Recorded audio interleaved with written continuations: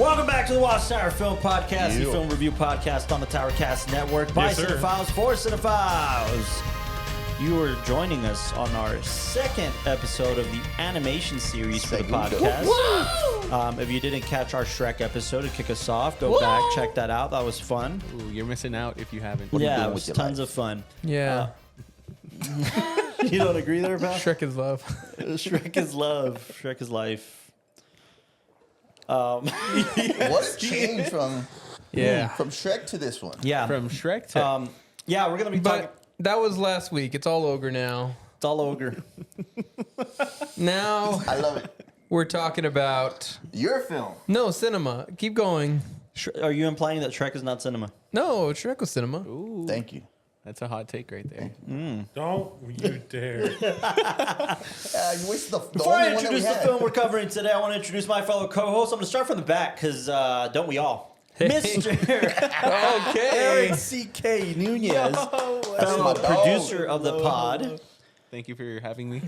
Thank you for your having me. Yes. I dig it. I dig it a lot.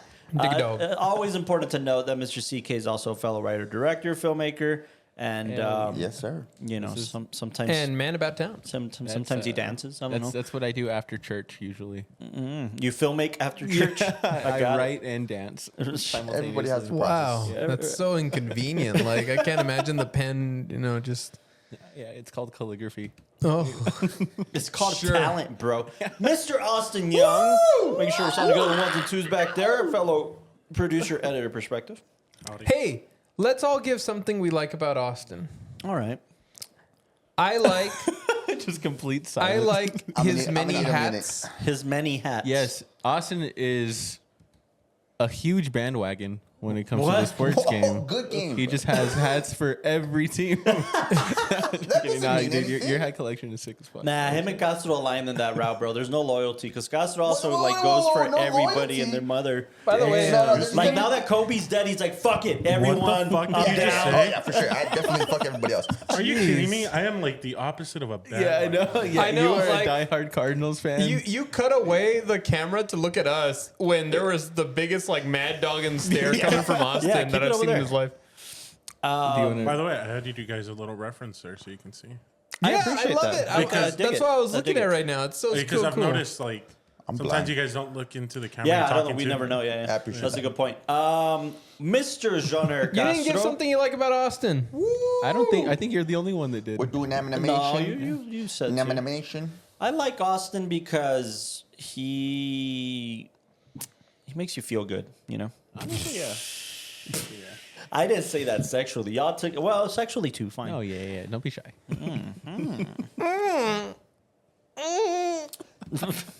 My turn or your turn? Yeah, your turn. Here Yeah, he what's- said his.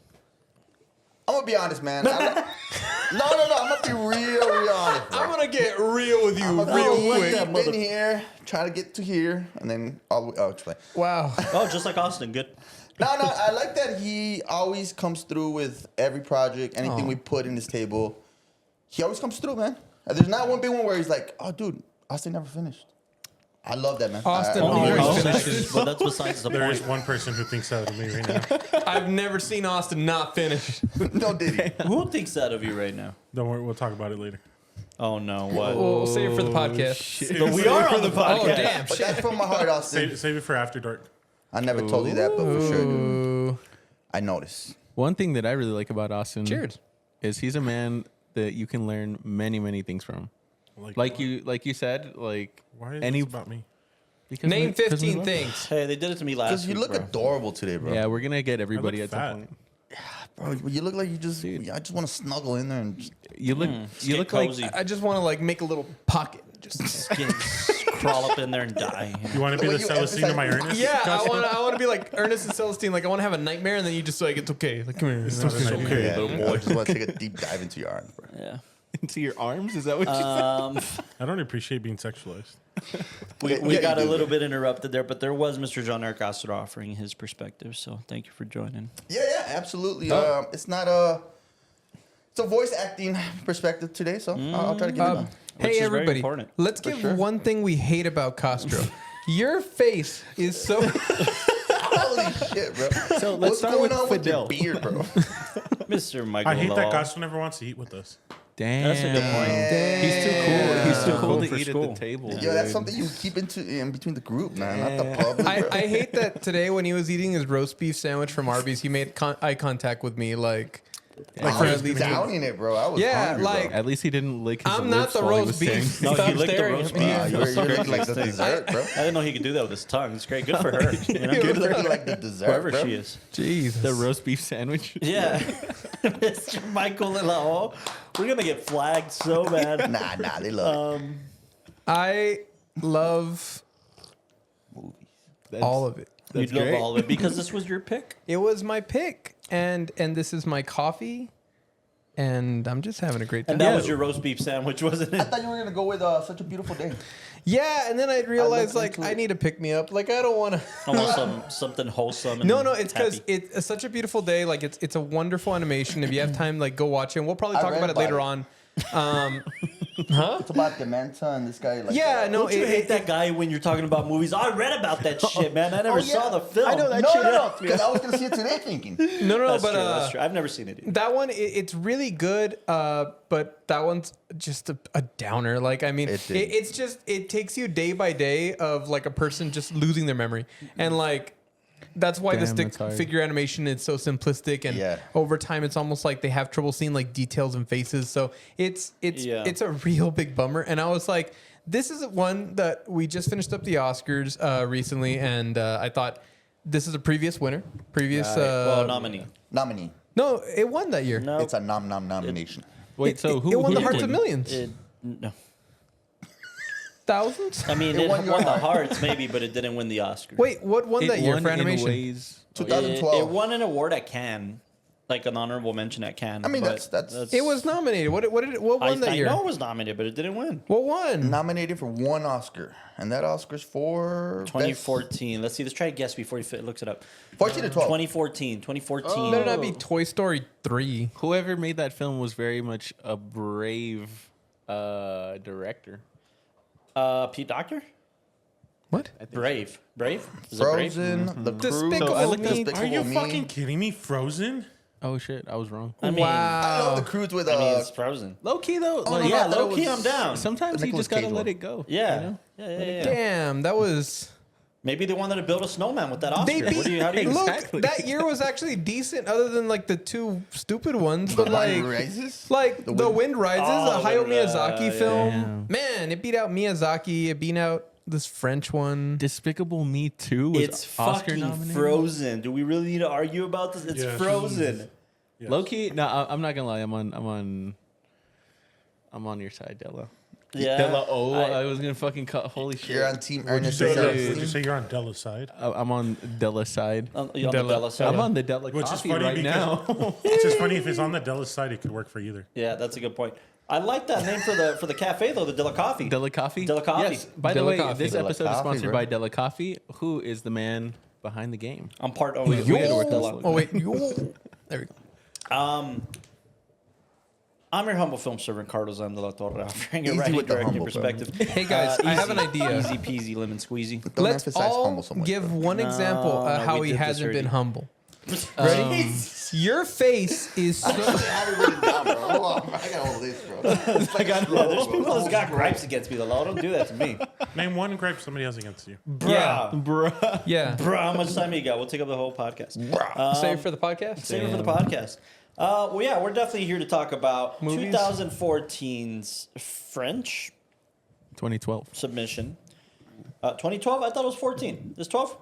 It is 12 indeed. All right, 2012. I kept saying it. Stefan, let's go down. Is it Stefan or Stephanie? Stefan. Let's say Stefan. Stefan Aubier, Vincent Patard, and Benjamin Renner's Ernest and Celestine. Yeah, those are some guys for sure. Those, I think so. I feel French just saying their names. My wedding photographer was French, and his name was Stefan. I think that's why I'm What? confident that That's pretty cool. I thought your Francisco. wedding photographer was Francisco. Francisco's our wedding videographer. Sure, there is a difference. Yeah. We're going to talk about this film. It's definitely not your typical pick for animation ones, which I like. Yeah. It's an animation. Yeah, but I mean, come on. I like how you like. It seems like summarize everybody's been different picking people what it films is. for nostalgia's sake, right? Like what they saw growing up, that type of thing. I grew up. Did you? Did you see it when it barely came out, or just recently? I saw it when it came out. 2012. All right, so you were a kid. This makes sense. I saw the audience with that. What they did in the 2012, man, we were graduating No, from no, high school in but 2012. I saw it in 2014. Holy shit. 2013. I think I was in Amoeba? 7th grade at that time. Amoeba or 6th Hollywood? or something like that. Amoeba music. It was like that skit from the Oscars where they're like, or your first headshot, Timothy Chalamet. It's like an amoeba. I was in San Francisco. Why amoeba? They're really small. It was a fetus. Yeah, an A amoeba. fetus. Anyways, Hey, this yo, isn't the Google. science podcast. I'll just stop there. Hey, can I see a picture of an amoeba real quick, Austin? Nope. Please. We're here to talk about cinema. That Just is Google the amoeba for him. It's No, gonna but I pop saw out it the in- record I- store. Just watch. It's gonna be Just amoeba bring music up, in Hollywood. I saw it Bring in up a politically 2014 correct because I Geneva. remember after I saw it. That's not how you spell that, buddy. That's first of all. That's it's Amoeba A-M. convention. AMO. Anyway, ABA. Hey, I didn't know what word it was. I sounded it out and something came out. and we're proud of you, buddy. No, but I was gonna say, there's a Amoeba. football Oh, player yeah, my named bad, I Amoeba. missed the E. There's a football player named Amoeba. What? No, but look at that. Does that not look like a baby right or what? below amoeba music. Fuck yeah. Amoeba Fuck music. yeah, I love amoeba. I love that. Hollywood baby. You No, gotta but go I- there every time you go into LA. Hey, didn't it get catch on fire too? No. No, No. You didn't hit that one because you like. I was so close, dude. I was so close. Wow. It's right next to the Tower Records. And across the street from the Funko Pop store. It is, yeah. Pull up there if you guys ever need. Yeah, you guys want to see a huge fucking Marilyn Monroe pop? You pull up. Yeah, they have like the whole Avengers fucking thing. It is fucking dope. pretty cool. But we did go. I bought the Marilyn Monroe exclusive that they have there. What happened that's to your right. collection? Where's it at? Is it in your office? What? Your whole collection of. It's in my home office in boxes, bro. 'Cause my wife won't let me put anything up. It's that type of. No, it's because we just haven't put our shelves up. Okay. They're kind of just sitting in I boxes. remember you had But a I should lot. bring some here. A lot. They're just vibing. Once we build that shelf, I'll bring some pops to make it make it splashy. And for the audience off camera, we do have a shelf. We promise. We're not just. We do, this yeah. It's not delusional. One good Yeah. shelf. There's actually two. We also have an intern over here that's in the cage. we don't talk about him. He doesn't get any no, screen time. he's, yeah, they don't deserve it. Yeah, we gotta leave them locked up. What's the line? You treat them like mushrooms. You feed them shit and keep them in the dark. Yeah. Anyway, I was watching that film last night. Which one? It was on cable Circling last night. back. Where's it from? It's from. Damn. Saving who do you Private think- Ryan. No, I was watching that too. Really? It Dude. was on cable last night too. I think my brother and I are gonna check. We were literally talking about it on the way over here. Where I think we're gonna check it out. One of the best fucking war movies in the world. What do you mean? Check it out. Yeah, Have you how seen with it? him? I've seen You it were like watching 8 it? times. Okay, you just want to okay. rewatch yeah. it. Yeah, we were just talking about it. Dude, it's one of those films that I not because of the warfare or the explosions or the body, like the reactions to the situations really get me. What's his name? The guy who comes out in Ted, that actor from Friends. John. Giovanni Ribisi, right? There you go. Giovanni Ribisi. Yeah. Like when he dies, oh god, man, I can't Dude. watch. Like I just Dude, when Vin Regular Gas dies, when Vin E85 dies, yeah, the pops, his pops, and the letters. I have a fun fact before we go into this film. Yeah. Talking about Steven Spielberg, you know that he's actually one of the motivations for creating Call of Duty. Really? He did Medal of Honor. If you remember that game. what? Yeah. He did? He was the one that wanted to give a good story to a game, and then he brought up DreamWorks Studios. So that's when they Yeah. gave him like a little bit of a leeway to have his little passion project. But then he did like 2 or 3 of the Medal of Honor, and then he just sold it because he was Just bored. yeah. Just he's got No, and, fucking burned out. I mean, he Well, made yeah. Ready Player One. You know, They were so doing he's- so Call of Duty started because of Steven Spielberg. That's really that's cool. so sick. And then, if I'm not mistaken, I think Medal of Honor, random nerd fact, I think Medal of Yeah. Honor had a thing where every year they did one Medal of Honor and one Battlefield, and then went back and forth for a while until they just stuck to Battlefield. That was towards the end because the first 3, and then he sold it to EA, and then they started doing their Yeah, own. and then like EA wanted to, like, and then customize it. Battlefield Yeah, came yeah. into the picture, and then they just Fun fact faded about away. Medal of Honor on the original PS1 version. Mm-hmm. It would count how many nut shots you would get per mission. That's Really? That's sick. When you would get to the end of a mission, it would give you all your stats. One of them was nut shots. Wow. That's funny. I count that every night. Also, it's Oh, with Casio's mom? yeah. Bro, the joke was funny there. Thank you, Steven Spielberg. Anyways, to answer your question, it was The Departed. Thank you. Yeah, My bad, but yeah. it was on last night. So, I picked the fun film that's very wholesome and Going away from war. going away from absolute nut shots. yeah. Hey, look, Forrest Whitaker. But I remember seeing it 2014 because 2012. no. He saw it For 2 the years year later. it was nominated. Nom. So it was released in 2012 in France, and then they said, "Fuck it, we'll wait a couple of years and put it up in They the do that Oscars." in Mexico, bro. It's That's a fucking trip. 3-4 months before. It I mean, comes I don't out. know. Like I said, there wasn't much on the internets, in the interwebs about this film. So You're right. I got it mixed up because I looked up the 2013 Oscar animated films, assuming that it would pop up because it's like the year after And it it was didn't. made, and it didn't. so it was 2014 that it was nominated. Yeah, he pulled That's up the 2014. weird. I list. wonder why. It might have like released Christmas or so in France, and then like it was released in the United States, and like Netflix, I also know streamed it. Later on, so maybe after it got distribution. G Kids were the ones to distribute it in the States. Yeah, Notorious for like anime and shit like that, Yeah, right? good G kids. So it first released at the Cannes Film Festival in May of 2012. Okay. And then it didn't come out in the States until February of 2014. Whoa. Oh, Wow. Almost a year and a half. After it got the English dub. Wow. Any reason? Does it say? Interesting. Just Low key. I still that still throws me off because if it's Actually, it released was- February 2014. Actually, it was April 28th, sorry, at the San Francisco International Film Festival 2013. Oh, okay. Yeah, that makes more sense because February would have been the Oscar season already. Like, Yeah. it would have already missed its thing. That's true. Well, And back then, the rules actually mattered. Like, they actually had to have a theatrical release. it's not like whose line is it anyway, where the rules don't matter. yeah, the rules rules do don't matter. The points. points don't count. yeah. Low key, one thing that I wanted to talk about on this one is the fucking lineup. The lineup of like voice Oh, actors. yeah. For Voice the actors. English dub. For the English dub. Can we which is also the talk one about how streamed. the law deprived us of a friend? Yeah, man. Dude, Right off the what the bat. fuck? Right off the bat, bro. I'm gonna cry, bro. We're I mean, cinephiles, I bro. was just gonna show the film the way I saw it We when I watch first saw Parasite it. the Like, right way. I didn't watch it in its original version. Like, That's you, bro. Do you watch Parasite with the English dub? I too? do. Look, do. look, not for nothing, but like Delau and I have screened a couple of animated films together, mostly in the Studio Ghibli Hell yeah. lineup. And I remember when he told me to screen. Spirited Which one Away. was it? Was it Spirited Away or no? that's a No. good one, that's a good one. I forget who. I forget which one it was. Howl's Moving Castle. Blue. Perfect Blue? No, it might have been My Neighbor Perfect Totoro. Blue. one of the films, or maybe a couple of the films. You've always told me like, don't watch it subbed, watch it dubbed. Yeah. And especially for Ghibli films, which have a history with Disney, and when they do cast actors, they are great actors in the States.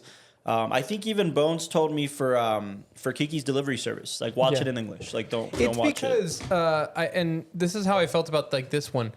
The visuals are so pleasing, and you're able to just sink into like what's going on the screen Without being- that yeah. Like I would rather, at least for this one, like I watched it with the English dub, and it's great performances, great acting.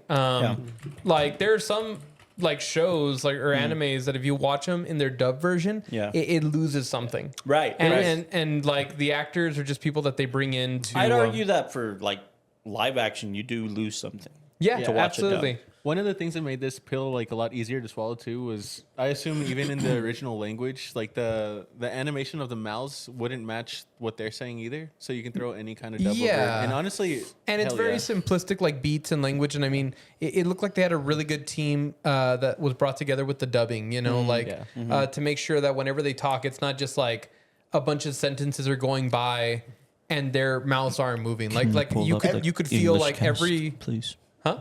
No, I'm talking to them. Every time I hear like a dubbed movie, it always sounds like they never have the room tone.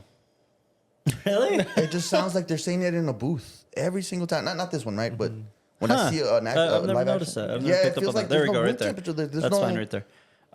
Because it has most of It them. sounds there. so mute and just them talking, like whether it's outside, Oh, inside. man. Yeah. Look at this fucking English. It cast, annoys though. me. For certain films. Yeah, I've let's watched. talk about. I mean, we screened the English dub version, so we're gonna base ourselves off of that, right? So, this film stars primarily Forrest Whitaker, Where's the cast? You told me to So stop. yeah, it's because of the top Paul name. But Giamatti. That's right. Right there, Yeah. yeah. Forrest Whitaker, Paul Giamatti, Nick William H. Offerman. Macy, William Nick H. Offerman, Macy. and his wife, who Nice. plays his wife in the film.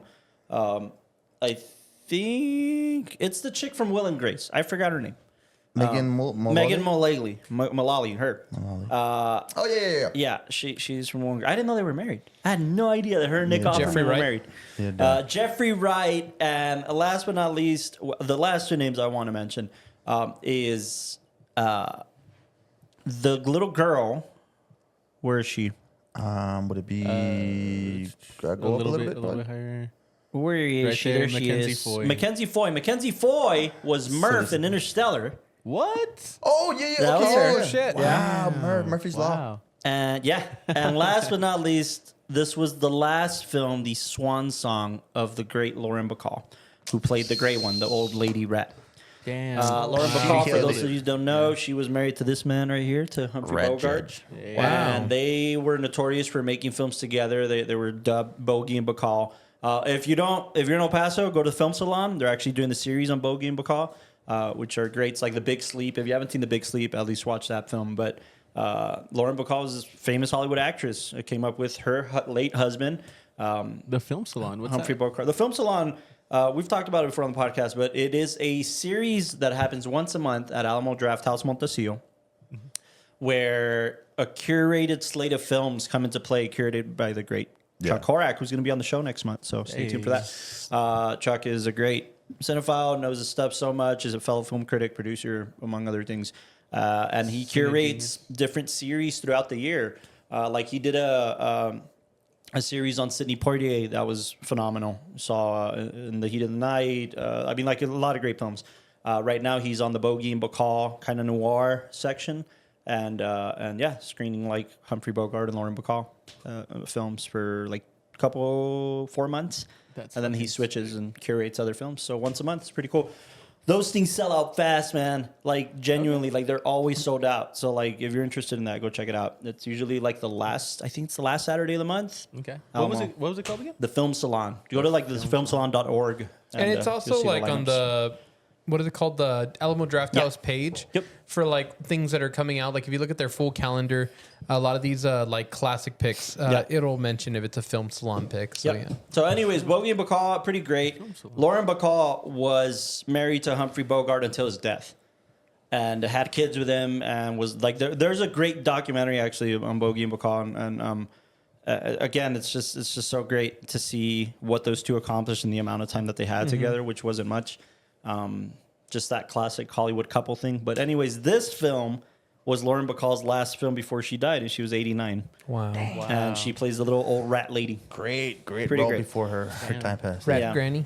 She, fun fact, died. She had a stroke at 89 in her apartment at the Dakota, That's same the building where fun John fact? Lennon. Well, same building that John Lennon died.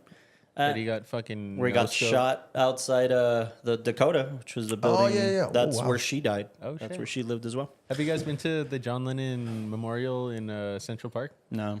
It is really cool. Yeah, it's called Strawberry Fields, isn't it? Yeah, you go into there and there's like a little circle Imagine. with the Imagine on it, and it's really nice. One day I went with my, long story short, Uh-huh. I went with my brother and my mom, and it was like windy, and I guess they did like origami paper on the floor, and it just started blowing everywhere. But like, one got stuck in my hair, one got stuck in my brother's hair, and we still have it framed. Nice. Oh, that's yeah, cool, that's man. pretty cool. I've never been to New York. I've always wanted to. Same. One day. It's a cool place. It's a cool place. You think you're better than us? No, it's awesome. I dude. just wanted to Hey, Central Park everybody is say the one jam. thing they hate about CK. Jeez. Anyways, all His that to hat's covering his say, face. That's what I hate. Lauren Bacall, I got a part of couple. the amazing cast of this film.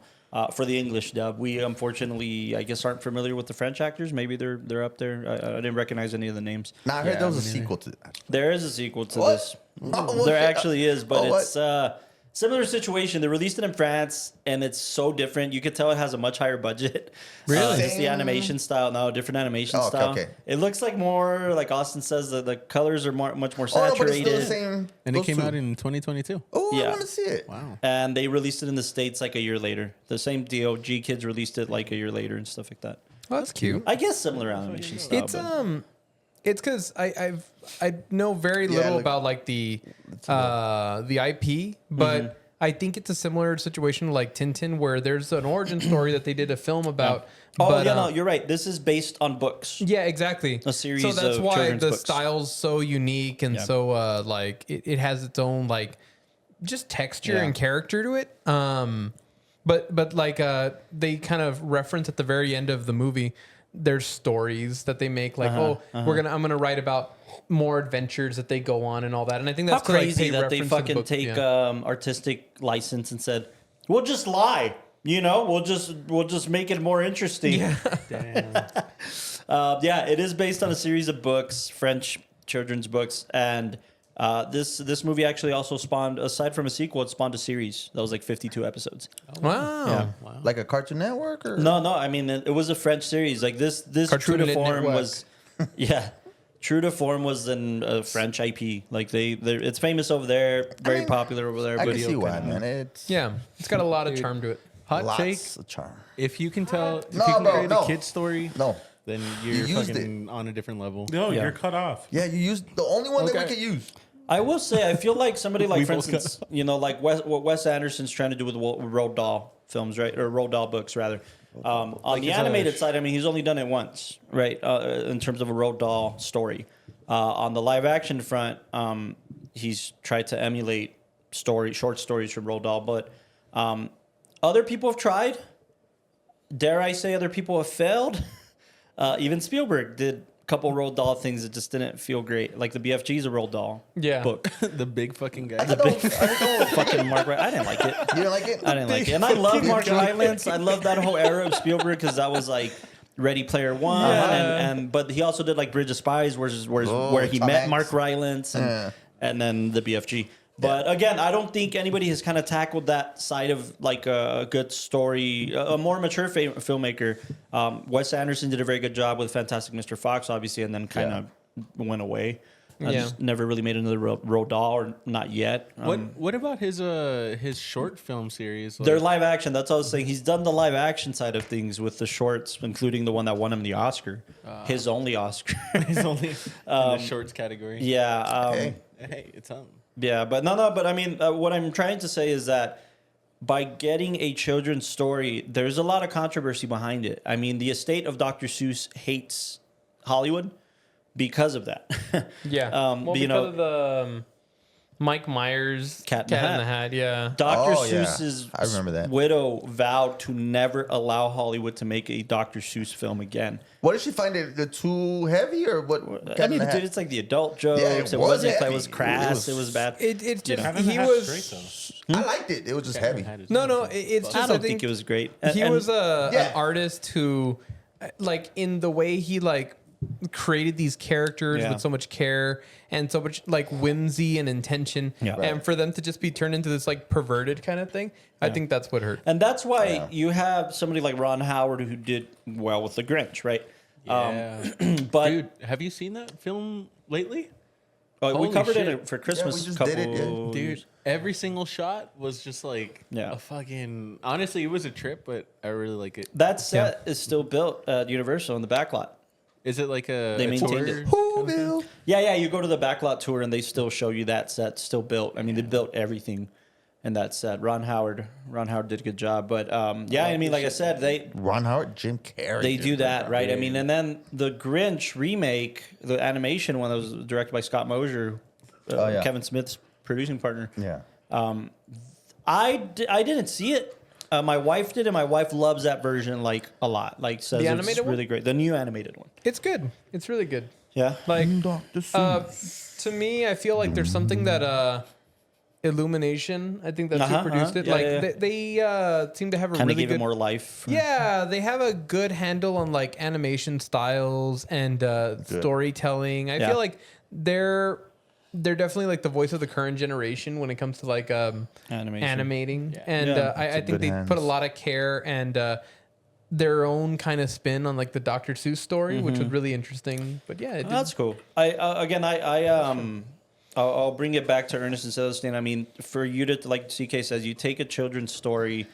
It is a special kind of thing, and if you do your research on like people who write children's stories, a lot of them come from like a rough background, like Dr. Seuss included. Dr. Seuss is writing for the war and making political cartoons and doing all sorts of shit that he wasn't happy with. That was super dark and heavy.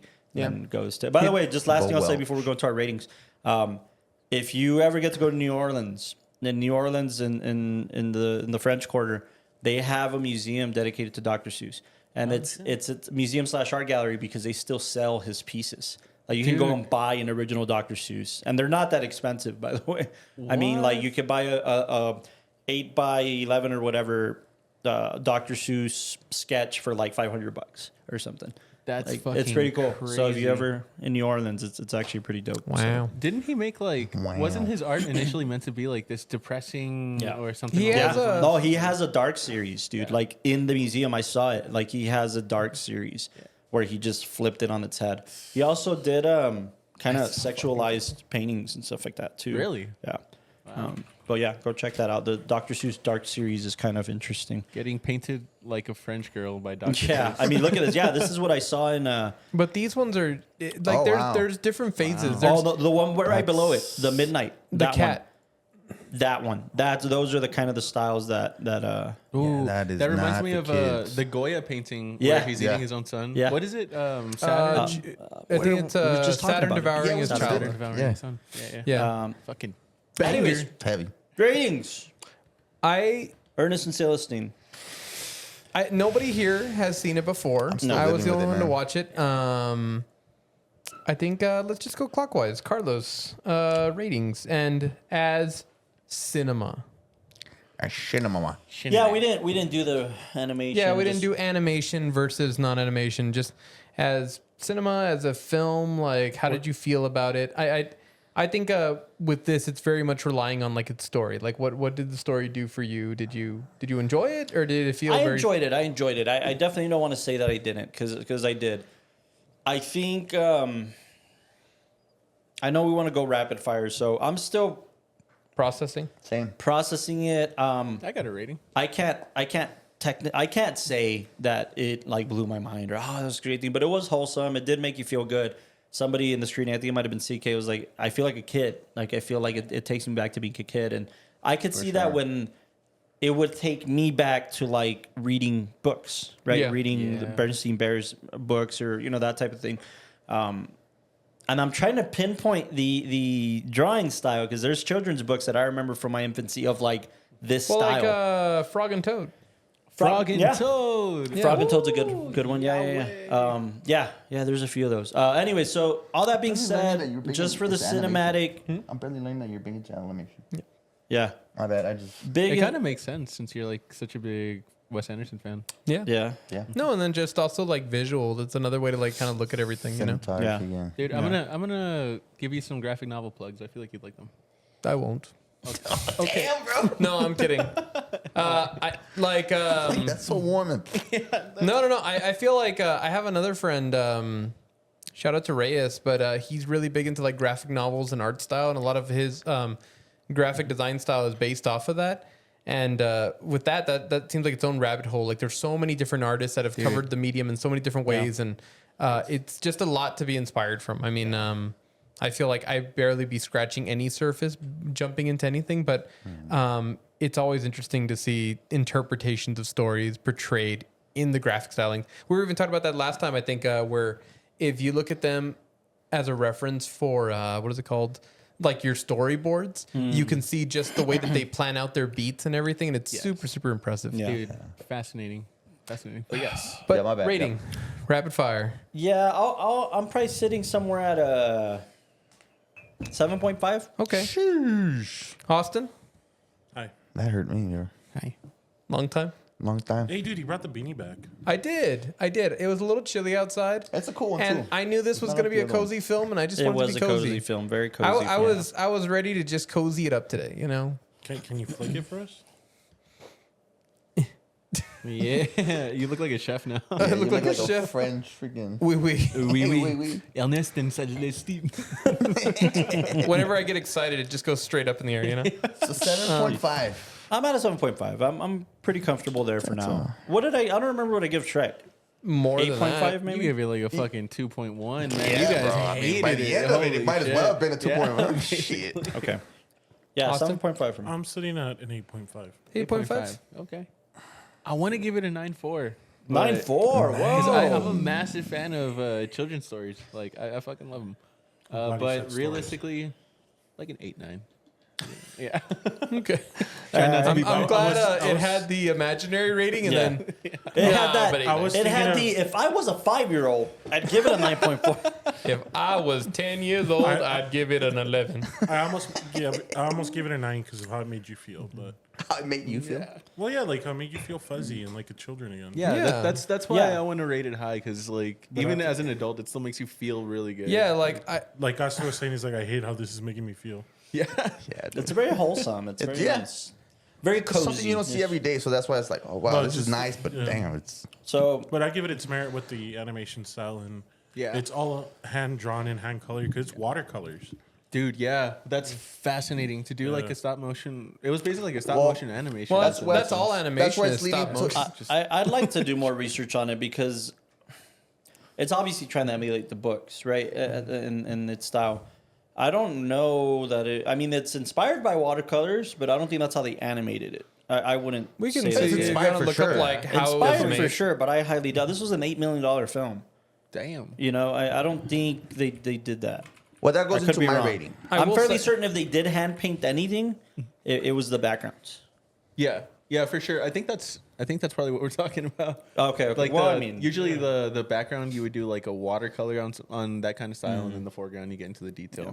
But and I know that my brother's trying to make a animation right now or soon Nice. about his cat. Wow. About his cat. Yeah, it was hand drawn, including the background. Told you. Fuck yeah. Wow. Damn shot. And the backgrounds were hand drawn in a soft watercolor wash. there you go. Which leads to yeah. my rating. What's your Well, rating? hold on. Just to remind me, you got a wet. I was going to give it a 9, but I have to separate the feeling it gave me on the inside from cinema. So I'm at an 8.5. 8.5, 8.9. 8.9, yeah. I thought you said 9.4. You were 9.2 or something. Yeah, My- he my said 9.4 inner if he was a child was- 2-year-old Yeah. You? Me, I'm gonna have to give it a little bit higher just because I think it does contribute to cinema. I think since it came out in 2012, I think CGI was the big thing, and I think this showed us that it's still relevant, right? It still shows us that it could make Yeah. us feel stuff. Yeah. So I give it 2D. a 9.2. 9.2. Yeah, I'll talk about what it did to me, but I think it still contributes to cinema for sure. Just I like that. Hell yeah.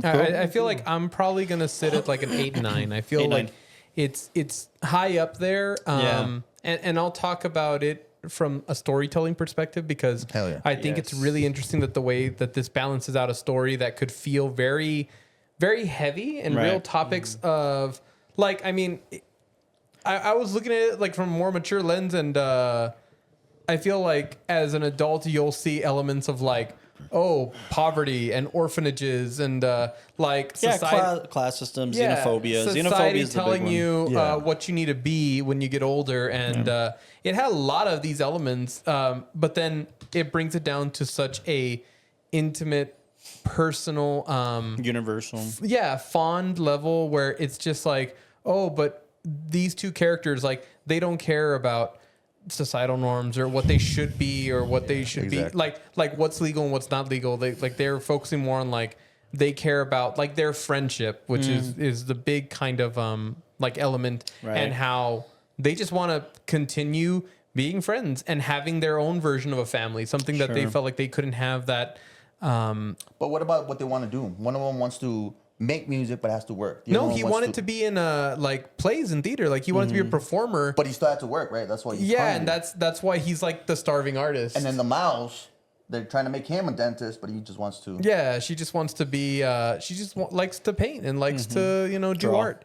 And it's interesting. It's interesting because I feel like this is almost like one of those universal fairy tales that you could bring this story to, like, let's say your kids in the future and share with them, and then you Yeah. could break down a lot of these very scary, very complicated topics into something that could feel safe. And I think that's what's really impressive as a story, like I think it's a great way to plant a seed into somebody like at such a young age. And still Yeah. making a lot But of it sense. still works for adults, though. That's what I'm saying. Like, Yeah. it's still got that Absolutely. little- Absolutely.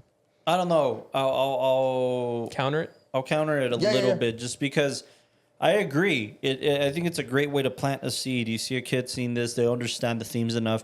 I think that the reason it's mature in its themes and how heavy it is in these mature themes is because it's European. European cinema doesn't give a shit. They comparatively, American cinema will baby everything down and sugarcoat it. They'll wash it up. True. And European cinema doesn't. It's always known for like taking these. I mean, look at Breathless, dude. Oh yeah, I mean, but think about it though. Like, Which one? imagine what John-Luc Godar's Breathless, Breathless, okay. which we might cover next month. I'm still debating. Yeah. Breathless. That'd be a good one. But imagine what kids fucking see. Like my wife and I were watching a series. We were watching Bluey, right? It was on Disney Channel or whatever. Yeah. They can It's see the so color. fucking mature, man. Like, And then the episodes are only like 5 minutes. It creates such badass stories. But like they're that. like- because the dogs can see the colors. Isn't that the thing? Okay, my bad. Sometimes they go hard. I don't know, but what I mean, the episode we saw was like about. Because I put it for my dog. It was something heavy, dude. Like it was about death and grief and like they went straight into it, and I was like, wow, that's what the kids are watching these days. Like that's interesting. No, but it's not like that's the first time a children's show has tried to tackle those themes. Like I Right. feel like that's why I have a lot of admiration for somebody like Mr. Rogers, because when you look back at that history, a lot of what he's made is like, oh, I'm gonna take themes of parents getting divorced and people in the family dying and like depression and all You're that. not wrong, but this generation is not like that. That's why it threw me off, because this generation's very protected and very There's definitely a shift where they feel like, oh, let's just visually, they're going to be subject to a lot of media, so let's make everything kind of simplistic and almost dumb, because we're almost trying to like pad them from thinking beyond. That's why I counter your guys' I agree point with that. about this film specifically, Bob, Ernest and Celestine, because though I agree that it does have heavy topics, I wouldn't necessarily say that it's universal enough for adults. Adults naturally understand it because we understand. But I just, when we see films that we were like, okay, no, that was made for kids for sure. I feel that way about Ernest and Celestine. It was definitely most certainly made for kids. It wasn't trying to push boundaries on story or it stayed safe. It's a safe film. One thing that I will give it credit for is that it did story pretty good. Like even the foreshadow with the tooth in the beginning, only to bring back that's the dude that was like with the defendant. Yeah. And then even when his tooth falls out, we go into the whole judge situation. Yeah. Like the way that the rats were under, I mean the mice were under the bear. Yeah. The bears. Like there was a lot of symbolism going on. But I do agree with you. I do agree with you that this is more of like a film that as a parent, I'm not a parent, but I would assume as a parent, you just turn it on, let your kid watch it, and trust that you're in good hands. I just feel like we all grew up. I think we're all relatively close to the generation of this. So I'll bring this up as an example. There were moments. You're right. As far as story, it did well. It wasn't too kiddie or too. it wasn't as we put. Let's call it Basic. It wasn't sugar. Yeah. It wasn't sugar and pretty colors to throw at your kid's face. It had something to say. But I couldn't help but sometimes feel, the majority of the time, I felt two things. And this is just me. I felt like I've seen somebody else do it better, which I'll get into right now. And the other side of that coin is that I couldn't help but feel like I was watching episodes of like Caillou. You guys remember Caillou? Yeah. Yeah. You know what I'm saying? And it wasn't just the animation style and the fact that the white bald-ass backgrounds and all that shit. It just felt like these kind of small moments of learning kind of packaged into a film. And again, that's so that children can munch on these bite-sized situations so it's not so complicated for them. Yeah. But I wouldn't... I think that's why I'm at a 7.5, because I've seen animation push the boundaries. Yeah. And talk about some serious shit through the medium of animation. Give an example. Well, like the easiest example right now, naturally, and that's I'm just gonna say is we're not gonna talk about it this month anymore. But Ratatouille, right? Ratatouille in terms of classism, in terms of the rats being under, and it takes place in France. I mean, it's Now that you say that, there's a lot of similarities. there's so There's many a lot of similarities. similarities. But between them. Ratatouille fucking showed you dead rats in a window, like, Dude, you know what I'm saying? Like they push the boundaries enough for adults to be like, yo, what are they saying? That wow, they're saying so. Holy shit. the xenophobia factor, the classism factor, even with the humans, right? Like he's a fucking kid who got a job mopping the restaurant because somebody knew his mom. Right. And then you end up realizing he's the kid, he's the son, the biological son, and he's the owner, the heir of this, if you will. The Nepo baby into the actual Nepo baby. And then you had Remy not want to be a rat. He wants to cook. He wants to do something different from the status quo. What does that sound like? Celestine. Oh, yeah. I mean, so Rat potato. again, I just because I've seen somebody do it better, and we're talking about this as cinema.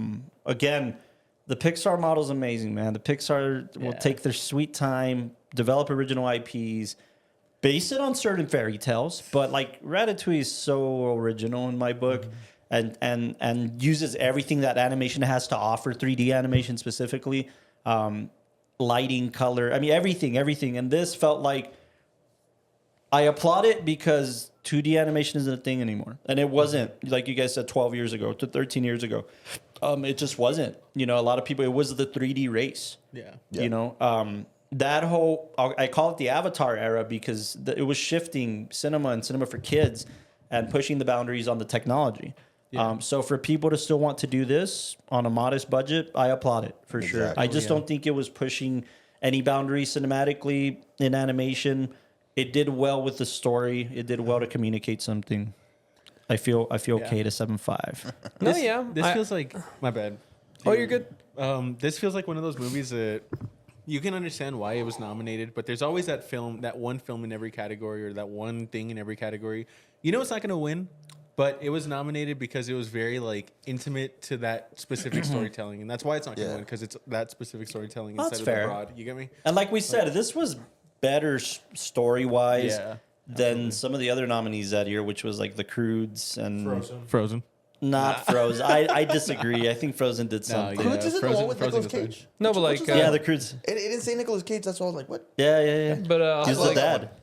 Despicable Me 2. Despicable Me 2. It's fun, but I feel like again, we just talk so highly about Illumination, and now we're like, I feel like when we talk about the industry of animation, and like especially like when they're getting nominated for Oscars and all that, there's a balance between sure it has to be a good story, but also I think they give a lot of praise to like animation stylings because you know, what we see something like Klaus won that year, but if you looked at the animation and the innovation that it went through, they developed a new engine that could process 2D pictures and create 3D models around them so they could do lighting effects on 2D That's pretty animations. cool when it comes to the niche Oscar categories, right? The cinematography, VFX, the animations. I'll even throw like directing in there. The peers will actually vote on merit. Yeah. You know? I mean, and with animation, it's like, no, it's not just because this boy, like this year proved that to be true. Flow. Yeah. Flow won over Inside Out too. That never happens. That hardly ever happens because of campaigning and Disney money and Pixar money, you know? So I appreciate that. I appreciate that something like Ernest and Celestine can stand tall with these other nominees and do so. The reason I say Frozen is something because rewatch Frozen through the lens of today, through the lens of an adult. And it is saying quite a bit. It is saying quite a bit, and it's using animation to its fullest. Again, they have Disney money, right? So they can make this shit so no, and they can make good songs and everything. Yes. And at the end of the day, it's so weird because you'll see animated films like this and other ones that were voted that year in that category, and none of them felt like too heavy. None of them felt like unpalatable. They all are meant to be these children films that you pass out. So for sure. Make no mistake, the animation industry is made to make money. It's made to sell plushes and action figures and tickets to Universal, right? Like it's intended for that. Let's not make any mistake. Something like Despicable Me 2 is not going to have any merit story-wise or not that much merit. Is that the one where the villain convention, or which one is that one? No, that's the one where his daughter gets a boyfriend. Oh, yeah. Yeah. Yeah, see, I mean, like, make no mistake, something like, you know, but Illumination, I agree, is doing something interesting because, like, The Secret Life of Pets, for instance, was great. You know, and using animation and storytelling to have these situations and run up and down fire escapes, and that's pretty cool, you know, but it's not doing something as grounded as this. I'd liken Ernest and Celestine almost to like Mouse, right? Dude. Not as dark, not as deep, but it's trying to talk about something serious and you see, we saw with like last year's animation block at the El Paso Film Festival, and also like the animation block for like this year, because animation's giving you the ability to create whatever story on the page. You don't need extra resources. You just need the time to write up the story. You saw a lot of people making stories that felt very heavy, and felt kind of dark, and talked about topics that could be taboo. Like for the El Paso Film Festival, I know that the one that won the award that year was the one about the it was the one about like menstruation. And like the cramps and the pains and a lot of the issues that I think she was trying to highlight that a lot of Black women go through when it comes to their menstrual cycles. And in that topic, it was using animation to make the topic approachable and funny and humorous, but also they could deal with something that's a lot more adult and heavy-handed. I don't know how you guys feel. I mean, I obviously remember the film, remember the winner, but we walked away with the camel film. Right. Oh yeah. Like I still that when I think back about that block, it's that camel film. What's the camel film? I forget the name, man. It was. I mean, I don't know if we could pull up previous things from El Paso Film Festival, but and it was the name, like a name. That was the title of the film. Steve. I'm pretty sure it was it Steve? It's about a group of camels who are like having to travel through the desert and kind of they're looking for their final place, their oasis, their whatever, if you will. And they're all kind of just chugging along, doing what the camels do. They're like, we got to keep moving. We got to do everything. And this Steve, I think it might be Steve, is saying like, no, there's like, we can go that way, dude. It's like, we don't have to go the way of the wind. We can go the opposite direction. Yeah, there's always a Steve. He basically he wants to be cool and be different. Gatsby. That he they all migrate in a herd and go in the same direction all the time. It never changes. And then he wants to be a rock star camel and he doesn't want to have to be a regular lame camel that just follows the herd. It's fun, dude. And it was made pretty professionally. Like you would think like it was good. It was a good little short animated film. It's from here? No. Oh, okay, I was like, my favorite was the dinner one. Which one? It's the one at the top of the hour where the one in Russia too. A date with the werewolves. That one was so good too. I forgot about a date with Chimney Alfonso. Because you love that artist. Yeah. Chimney. What was his name? What's the name of the artist? Hey, man, it's called Umami. Umami. Yeah. In the Heat. In the Heat's the one I'm talking about, where like the cabins come on fire and super fucking. high. In the He was the Santa one by a similar. Oh, you're right. Yeah. Which one was it might the have been Russian Remember one? Us? That was the winner, by the way. Yeah. Super high. Period A period piece. piece. Go down. No, there is the top one. Yeah. Family of Verdulak. Verdulak. That one was really good, man. Damn. Yeah, again, we had really good, and they were all, by the way, curated this year by Zach Passero, who's going to be our guest in 2 weeks on the podcast. So stay tuned. He curated all these animated films, so we'll talk more about them with him. But to kind of bring it back in, it's interesting that, again, in the short form, people are using animation to talk about these very heavy topics. Yeah. And they can be crass and vulgar and all that. And to me, the way I almost look at it is, because visually it looks like a cartoon, and all of us have grown up. I don't think anybody living right now has not grown up with a cartoon. Yeah, it doesn't matter how young or old you are. Right. Because they look like cartoons, I guess our brain feels like it's in a safe place, and we're able to listen to the story with that kind of like childlike care and whimsy, and then they can explore themes that might feel heavier, but it's approachable. And to me, I'm not saying that this one was I completely agree with your rating. I don't think that this one was trying to say, hey, we're going to deal with topics of racism and sexism and it did xenophobia. No, it did, but it wasn't heavy-handed about it because it's not meant to teach your children how to dodge racism. I mean, at the end of the day, it was, again, a fun intellectual property that deals with a mouse and a bear becoming friends in a world where mouse and bears are not meant to be friends. Right. Yeah. This feels like a story that was very much like the theme was created like by the end of the time that they finished writing. Yeah. They didn't have the theme in mind writing it. They just wanted to tell a really good child story. And again, I don't know when the books are from. Like, I don't know how old they are, how long they've been around. 2 years. 2 years before the film? Nah, I'm joking. I mean, it feels like a bit of a dated situation. And they're good. I mean, it's ageless, right? And to extent, racism never dies and It the feels like never die. a modern fairy tale, you know? Yeah. I will say, though, like, I really enjoyed the sequences of shifting from the top world, if you will, to the bottom world and the kind of the underbelly. And like, it reminded me of The police fucking announcement when they're like, oh yeah, we're gonna not stop, and both worlds are doing it. And cinematically, that's what works, right? Cinematically, it's using cinematic techniques to kind of, show both perspectives, and it's doing something really well there. But I was gonna mention that like it almost feels like Futurama, the old New York. Yeah. And when we go down there and we see the type of people that they are, and, that underground world. They just covered it up. And what I love is that at least in the movie, the way it like culminates at the very end is that both worlds are kind of the same. Yeah. They're very much the same. And even though they view like the mice as being these dirty, filthy creatures, then you go up to like the bear world, and like the business of one of the bears that we focus on is that I make candy to rot teeth, and your mom makes money selling teeth. So like that was the whole like it may be commentary they're on almost, capitalism. Exactly. Like they're more scummy than like the rats, but then the rats steal teeth that come from like children. So like it's interesting because both of them are trying to steal teeth from children. And by the way, I've never in Mexican culture, you know this, and your dad's a dentist. In Mexican culture, there is the raton. That's the tooth fairy. Is a rat. Yeah. Oh shit. In American culture, it's the tooth fairy, but in Mexican culture, it's a rat who takes your teeth. I think in Paris, same thing.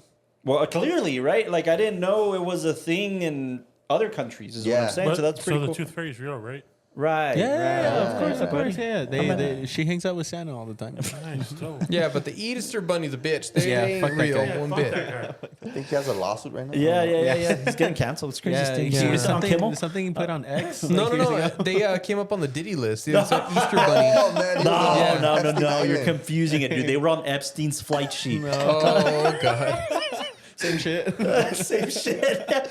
Anyways, but yeah, no, I think that's really cool. I don't know how deep. There is a lot of connections to Mexican culture via Spanish, Spain, European cultures. So I'm sure that that's where it's trickled down from. Hey Austin, can you check when the first Ernest and Celestine book came out?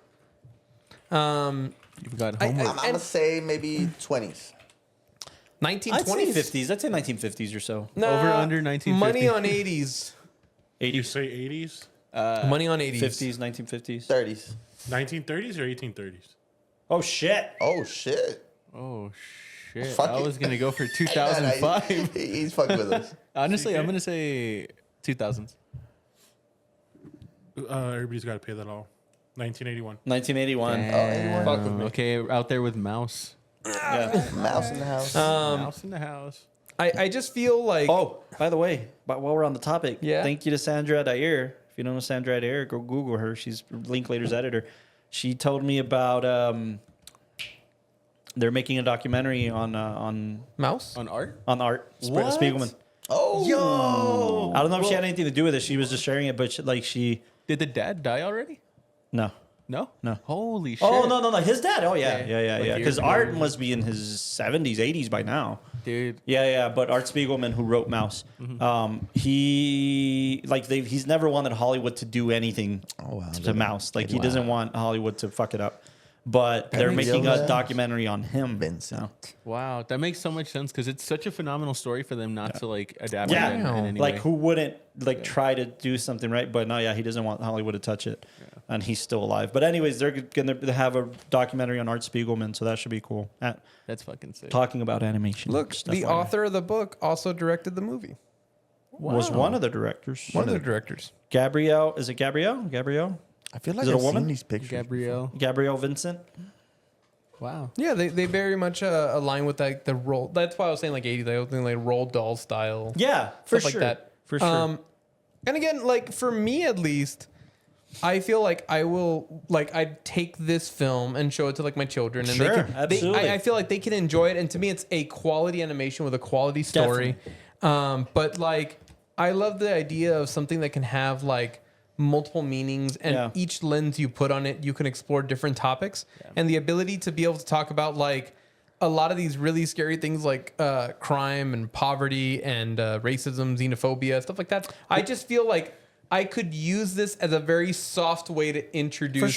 For sure. Like, I want to properly give my kids racism. Like, and that's fine. But again, I'm cool with that. I'll fucks with it. I'll do it for you. We'll fucks Yo, together. little. I'm seeing Austin right now just looking at me like, how do you give your kids racism? No, but we're talking. This is a cinema podcast, right? Yeah, So not a racism podcast. That's next door. That's the other room. You give it in small amounts. No, but my point is, we're rating this as cinema, right? We're not rating this as an introduction to children's. That's how I rate it. Yeah. We're rating this as cinema, as a contribution to cinema. So, like, would we tell our cinephile friends about this and be like, yo, low key? Okay, Low-key, but another thing on that, though, Sticking is with- what it does for cinema is it also brought a different animation style to it to bring back, like, the 2D animation at the time.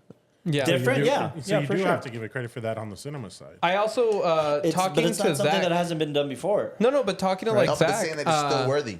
It is still worthy. Yeah, sure. that's what I'm saying.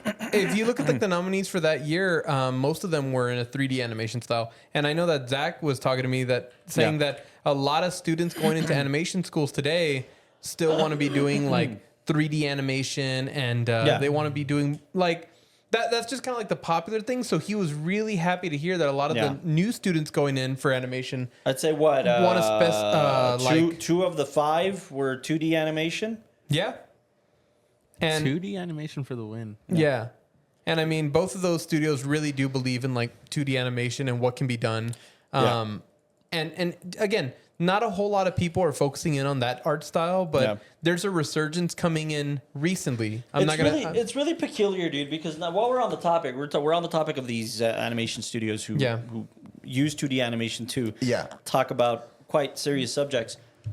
Miyazaki is a freak of nature, man. Miyazaki, if we really think about it, if we really talk about it, Miyazaki's not pushing the envelope in terms of edginess to the story or the topic or the subject matter. He's not edging in his films, no. No. But he is. soaking. But there He's is edging to something his that film. feels like there's so much more at stake in terms of innocence in his films, and what the child is losing or going through or processing. I think you pointed it out last time. He just has a lot of films that deal with like parents leaving, the child growing, mother figures not being present anymore, stuff like that. I think the through line of Miyazaki films is what's the moment that made the child lose their innocence, or at least the start of them losing their inner child. Right? For me, it was season 4 of SpongeBob. Oh, great. I think for them it was the atomic bomb, bro. Oh God. But Very again, similar to the just season by 4 of comparison, SpongeBob, right? you know, like By- almost exactly. by comparison, right?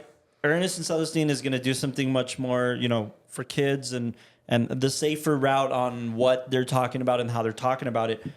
Miyazaki ain't. Like he's not going to go full fledged. I'm gonna fuck your kids up, but he's gonna take the animation style, do something otherworldly with it, and still have it grounded in this really serious topic. The theme is this simple, but it's so vast inside that theme. The only time I felt like that with Ernest and Celestine or one of the only times, I should say, is when she's painting the woods.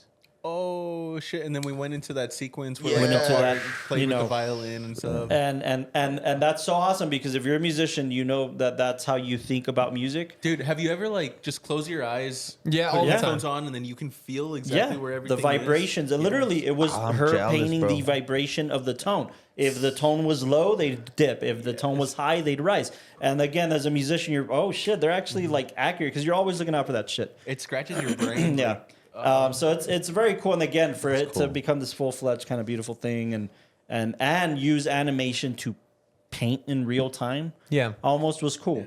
But it goes a lot deeper. It goes a lot deeper on like they're in exile, they're in self exile. They can't go out. She's looking to the world through this little hole and painting this whole situation, and I think something special about that, and that's where I felt like, all right, cool. Yeah. There's something good. Like honestly, something about that, like something about both of them being trapped in the same room and still enjoying each other's presence. That felt like probably one of the most intimate moments in the whole story. Because then by that point, you feel like, no, I don't want these guys to separate because they're good.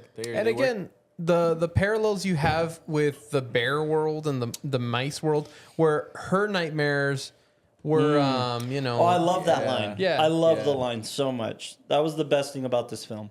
Which one? Don't eat all my marshmallows? No, I'm not your nightmare. Both of them said Oh my God. Both of them said it to each other. Yeah. And that's the thing, right? Like, his nightmare was genuinely fucking mice eating his food.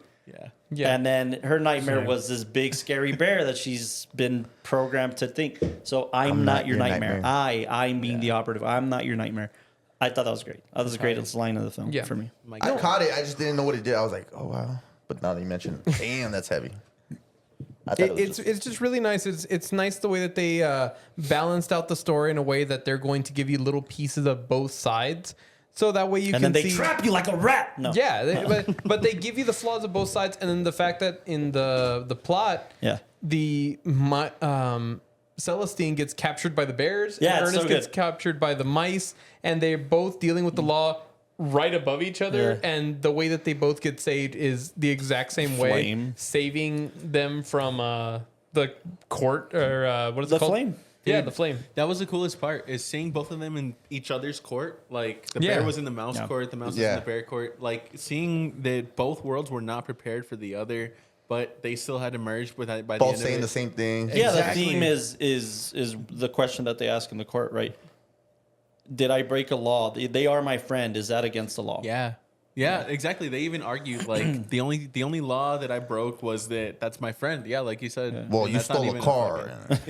Well, you kind of did burglary. You wouldn't download a car. You kind of destroyed a whole fucking city, dude. Destroyed the city. But no, it's great, and it is a great visual language, right? To show the flame destroy both courts and kind of take them out of that equation. And they both save each other's judge too. It's really, really cool. You see, it's shit like that makes me feel like, okay, this so is easy, also like an isn't it? But it's so easy because that's how a kid processes it. It's easy until you try it. Until like you're in the writer's room and you're like, all right, let me really piece it together. They make it look easy, man. That part was easy. Special. Okay, they're in flames. She's gonna get the curtain and put them down. That's what we're saying. But it's just trying to do that. It's exactly. It's like it's one of those things like. I don't even know how to compare it. Like maybe like doing a wheelie. It looks easy until like you actually try it and you gotta like practice up into it. You can do it. Anybody can do it. You're saying writing for children? Writing something with like such builds and payoffs or setups and payoffs in that way that proves effective. You get me? Kind of like I get you. Like what we were talking about, like with the mouse in the beginning. I get you, but that's my point. You two are saying two different things. You two are saying two different things. What you mean? He's saying. It looks easy, but we're tying together all the time. And you're saying, it's for kids. Like, it's easy because it's for kids. Those are two different sentiments. No. I'm saying exactly what he's saying. I'm saying it's hard to do it. It's easy how it looks. They made it look easy. Exactly. They made it look easy. Yeah. We ain't saying two different things, brother. We're on the same page. We're on the same paper. I don't know. It's very convenient. It's a very convenient way to tie up a story. Right? I mean, not the sentiment of them being in the courtroom saving each other, but... Again, it's also the idea of... There's no shame in admitting that, by the way. There's no shame in saying, like, no, it's for kids. We have to tie this up in a nice little bow that they're going to understand. It's not... It doesn't have to be a complex ending. It doesn't have to be 2001: A Space Odyssey, right? It can be for kids. But it can be made for kids. I like this larger... That's what we're saying, right? Okay. Well, I just like this larger metaphor that they have on both sides. That, I mean... while they're focusing so much on the law and what's illegal, they're forgetting the factor of like, you're human, I'm human, and our safety's equal. If that all makes sense. Yeah. And I mean, yes, I agree. Like they wanted to try to find a way. Like how would we make it that both of them get out in the exact same way, because we're gonna have so many parallels, and the whole fire thing, and the way that Celestine gets out is basically like, oh, by the way, it's on fire, let's leave. I guess I was just trying to find more complications. No, more of the metaphor through that, right? Like, what does the fire actually represent? What is the and there wasn't an answer. The answer is that because all their dude, if you My bad. No, go for it. I'm trying to find the literally, word. if you see the shots, it's almost like a child. Like the whole situation was told through a child's perspective. The judge gets so mad that the courtroom lights up in flames on the mouse's perspective. But then you go above where the smoke is rising. The judge bear got so mad that smoke was coming out of him. Yeah, and then. I don't know. It was just those no, kinds of things. Cool. I'm not talking about the perspective. I'm talking about the metaphor. Yeah, the metaphor of go up the flames. How they thought go up the flames. Now they're thinking different. Because typically, just burn down. Or not typically, but effectively in storytelling, when you use a flame, it better have a damn good reason. It's kind of like the Hitchcock thing. Like if you see the gun in the room, you better use the fucking gun. In this scenario, it was just. It wasn't like breaking down the norms that they thought. I kind of liked it because what it literally did for the story world together is it burned that world between them, the upside, the downside.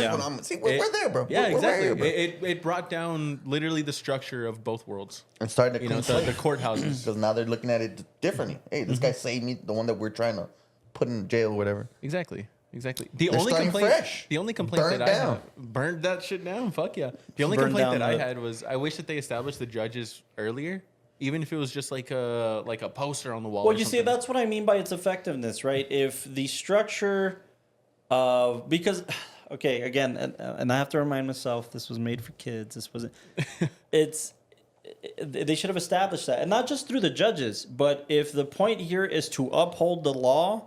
Mm-hmm. We're upholding the law. If the representation of their societal norms is a courthouse, we should have given that more importance at the beginning of the story. We kind of do when all the... My bad, Michael. No, you're good. We kind of do whenever all the what do you call it? The mice police are involved, and they're very, very anal about getting this shit down. Yeah. And then you go to the bears, they're involved, and they're very, very anal about getting this shit down. It's almost like that's the symbolism of the courtyard. But they're against their own people. Like the bear cops were against the bears. The mice cops were against the mice. Like there was no other world. Like I mean, the mice. Yeah. Don't get me wrong. It's like the big bad bear and through the storytelling and stuff like that. But there was no the law or society are. But I think they were trying to highlight this flaw in society, right? Yeah, with at the very beginning, the fact that he's hungry and tries to go out panhandling because.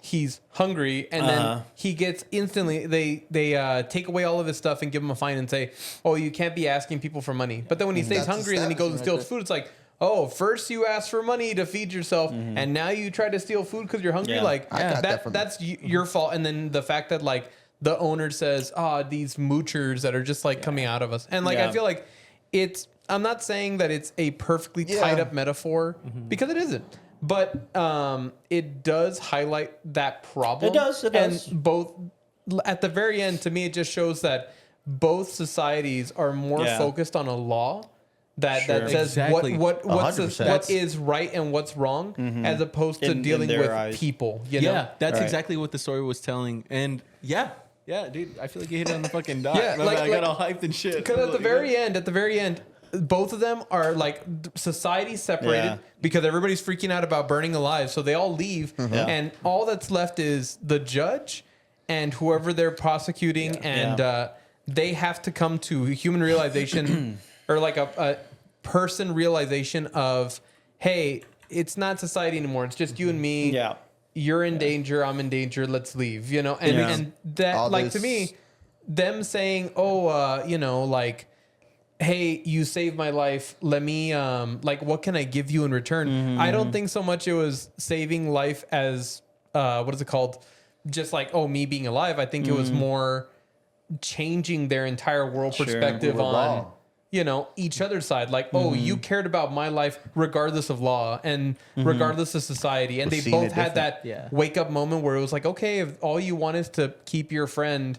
Yeah, that's yours. You go ahead because you've given me a new perspective on what's wrong with our society. Bingo. You know, that we're focused so much on the law as opposed to people. You know, it makes the world feel like its own character that also has its own character arc. And I don't know why the sentiment just and it's not. It didn't get lost on me. I understood all of that. It just wasn't as like I guess. Let me put it this way: you guys have seen Zootopia, right? Yeah. Zootopia does that 100 times better. Dude, Zootopia sucks. Fuck you, Zootopia sucks. No, It was no, terrific. If you go like beat for no, because You guys know it won the Oscar that year, first of all, right? Second of all, if you go beat for beat and try to like analyze Zootopia, they're talking about the exact same thing. By if the you way, look at Zootopia and they're the exact same format of animals. The fox or the rabbit? What was it? The fucking guy with the popsicles. They're talking about the exact same thing. No, if you talk about and it's predators versus prey. No, they're talking about dude, the that's exact so- same thing. It's so problematic, though. What's so problematic? You're saying that racism's biological and intrinsic. No, that's what they're saying that society is. That's what Zootopia's about. Literally, because later on in the movie, they're trying to make all the predators have that disease that turns them into more predators. Exactly. That's what they're just working trying to say, against. but they're trying to say that at a fundamental level, that the predators are bad because of what they are biologically. Yes, because they live in two different worlds. That's what they're saying about each other. It's the same shit as this film. No. Yes, it is. Of course it is. No. Brother. This film, I think this one deals more with like the difference between rich and like poverty. That's what Zootopia is about. No, I'm not gonna Go lie, guys. rewatch Yes, I know the Zootopia. rabbit's doing like with the popsicles and he's trying to capitalize. No, on but it. it's not just that. I just feel like when you use that one as a metaphor for racism, you're really like painting the Not picture. just racism. That's not what this one is either. It's not just racism. No, this is more about class. That's why it's this whole idea of like I'm using the law as a lens of saying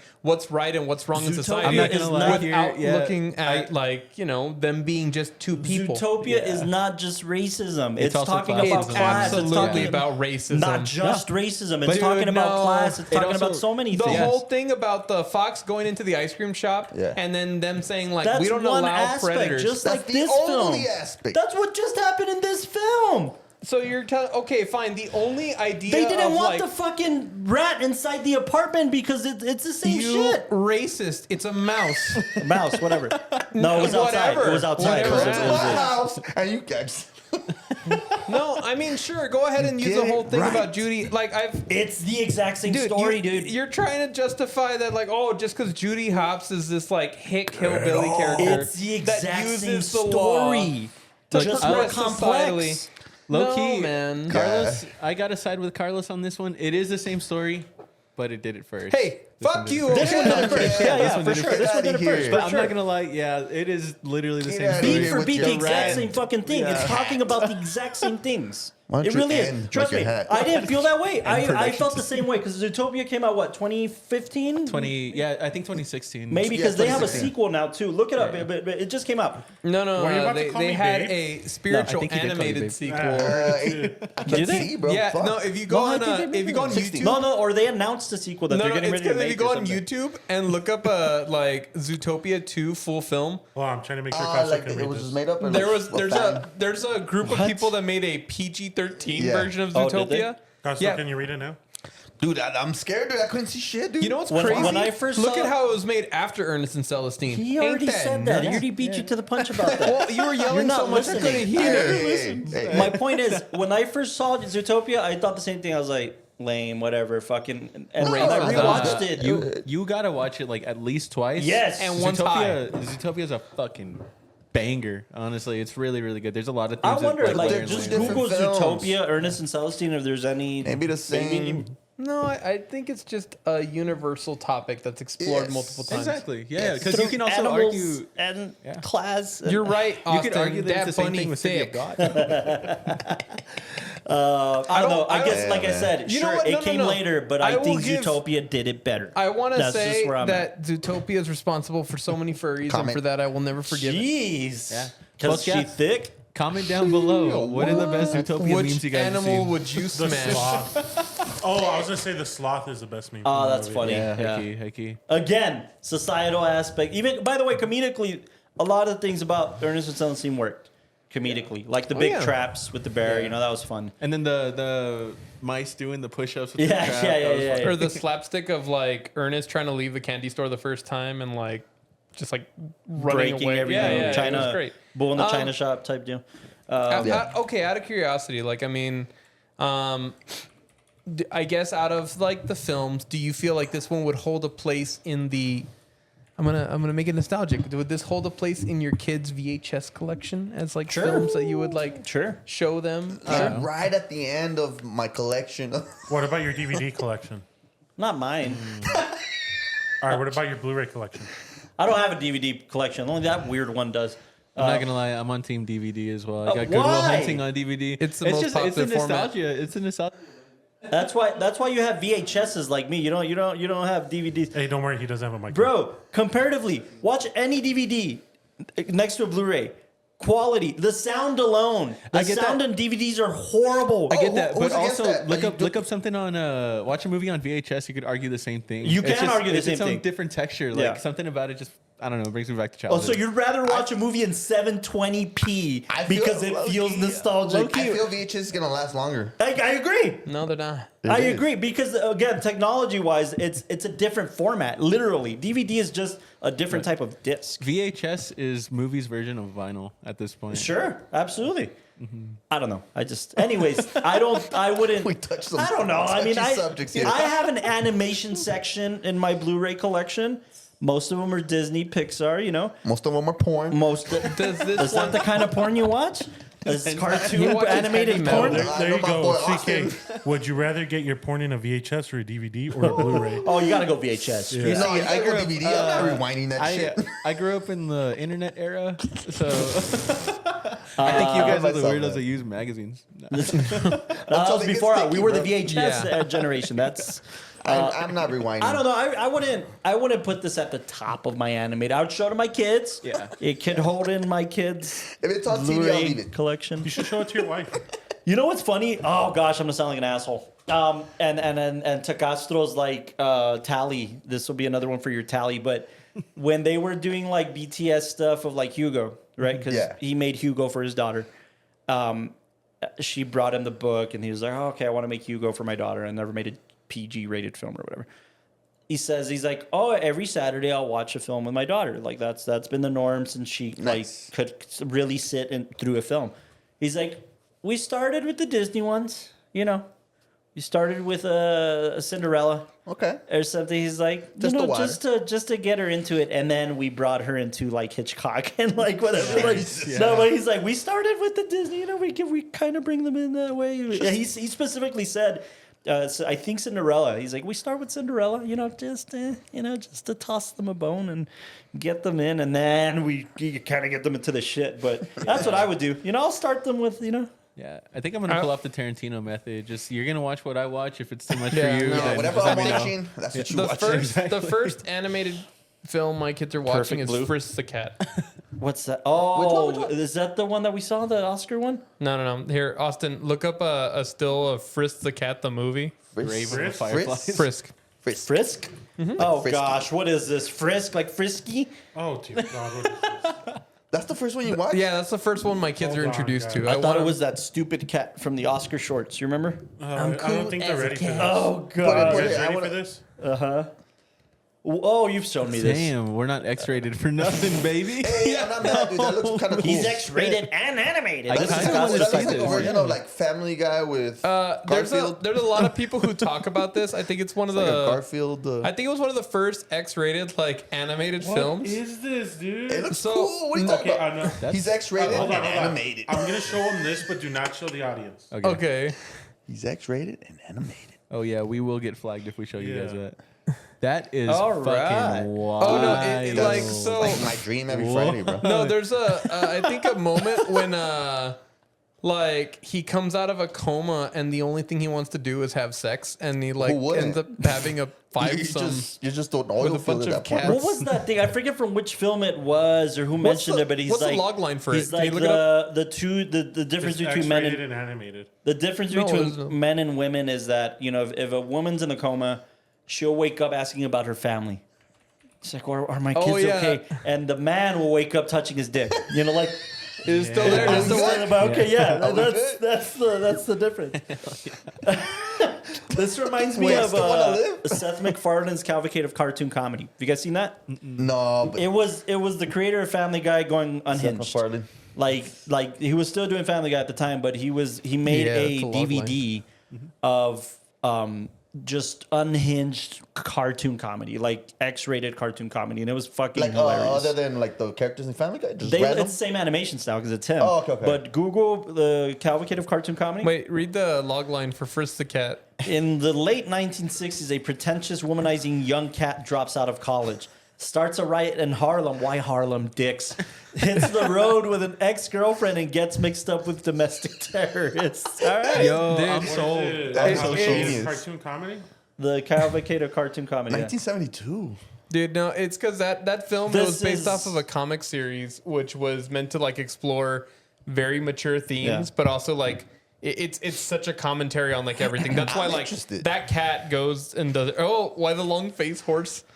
Have you guys seen like movie 43? Yeah, Movie. seen It's these. kind of like I've a seen a couple movie of these. 43, but with animation. I've seen it. Okay. It's Yeah, fucking I've funny, seen man. It's certain super clips funny. from it. Yeah, Uncensored. Yeah, but as you can see, there's like Jesus is on the cover, and Yeah. one of the Hindu gods, and yeah. Anyway, Anyways, Anyway, going back to Ernest and Ernest and Celestine. Celestine. yeah. Well, I Very think we're at a kid-friendly. good place to do our ratings go up, down, to I- the I- ground. I These think guys went down for some reason. Mine. no, you didn't. You did. You said No. that I agree with your 7.5. What did you give it? No, Oh, no, I I agree think he was with just saying- your reason for rating it. I still give it an 8.9 just because I feel like Okay. there's a lot of movies that have done it. I just love the charm of this one. I don't mind rewatching this one over and over Charm. again. That's a key word. And Charm. I feel like it's something that I would watch with, again, like my kids. But then I would use this as a very safe way to explore bigger themes and topics. And then I also Yeah. feel like in an age where when you do look at animated films geared towards children as being like random sugar. Like, yeah, the like sugar. random and throwing stuff at the screen, and the story is like very, very basic because they just want to give you a bunch of visual stimuli. Like, Yeah. I mean, I know that there's merit and people love them, but like when I look at like the troll films, or when I look at Oh, like Yeah. Those got something to say too, right? Like they the do, first one at least. yeah, was kinda, they do, but they like instantly they just know that these G-rated, especially IP. like G-rated films for some reason just become these like, oh, it's just gonna be a bunch of fun colors and pictures for your kids Think to about watch. the reasoning behind that, right? Yeah. What do they stand for? General audiences is G. PG, parental guidance. So you can't be lazy with PG films. You have to sit with your kid and be like, oh, this means that, or what does this mean? Like, it means that. yeah. With Yeah. generals, it's like you could sit them down in front of the screen, walk away, do the dishes, supervision. whatever, and Yeah. then nothing will happen, I promise. And you. I think this one just has more merit, and I love the pacing and everything else. Like in an age of animated films being very wacky and random and Sure. just colors, I think that this one's a wonderful palette cleanser. yeah. So I'm yeah. down for it. I'll go up to about a 7.7. I think you're right. I think there's a ton of merit. I think just what pulls me back always is You've seen it done better. I've seen it done better, and cinematically, I don't think it's doing anything that special.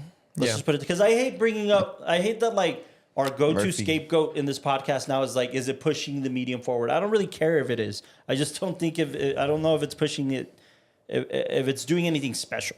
Yeah. For the genre, for cinema, I think it's doing something fine. I and think that's it's why you doing get a something- passing grade.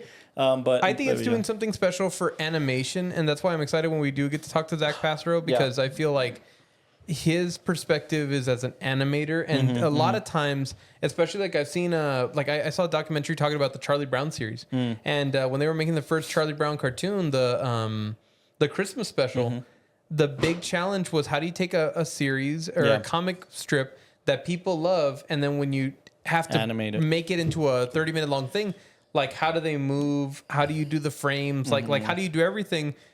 And the big key was that they wanted the animation to feel like a 3-pane comic. So if you look at every sequence in the original Charlie Brown, everything that's could be broken down into still a 3-pane comic, but then sequences they or- have a movement that feels alive. So for this one, the books are all still, they're very, very pretty, but then it's like, how do you make this one come alive? And I'm pretty sure animators would tell you, like, it's very challenging because of the type of style it is, but we wanted to give it its authenticity to the source matter. And, you know, we can't talk there, but we can talk about, like, yeah, absolutely, as a film, the theme has been covered better, and the theme has been covered in different places with maybe a better sense of care, but, you know.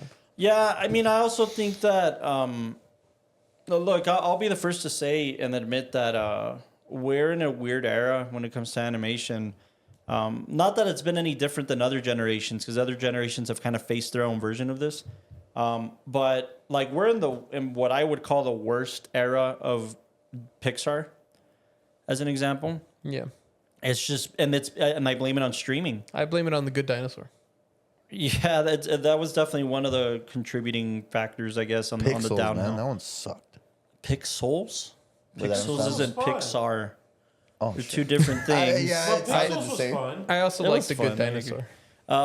I only saw it that one time in the theaters, and I didn't like it, so I never rewatched it. I should give it another chance, but no, Pixar. I think we're just in that weird era, and I blame it on streaming because Pixar had to oversaturate their market and make series and make, like, for instance, Toy Story has a series. What? Yeah, I they did not do. know You this. go to Disney Plus, you'll find Toy Story. They're There's a like bunch short of- films. They're a bunch They're of a bunch shorts. of mini Stories. mini stories. But they did that for that. Cars. I mean, all their IPs have a series on Disney Plus. Really? And again, I just blame it on streaming and the oversaturation. So, like, I'll be the first to say, somebody who I've revered so long in animation and feeling out doing something special for the medium, they're not doing a very special job right now, and that's why I've been so attached to films like Klaus, who are really taking something that, if they're going to push the medium forward, they're not just doing it for the sake of pushing the technology forward. They're going to tell a very special story in a very specific, And then intentional implement, animation style to do something special. So I think Ernest and Celestine does that. I think, again, it's also very hard to do something based, like you said, with Charlie Brown, on an IP that's existed, that's beloved, especially in France. Yeah. This is a very big hit in France. Although, let's admit it, animated movies make money. They should. They do. I mean, by and large, they make money. This movie bombed tragically.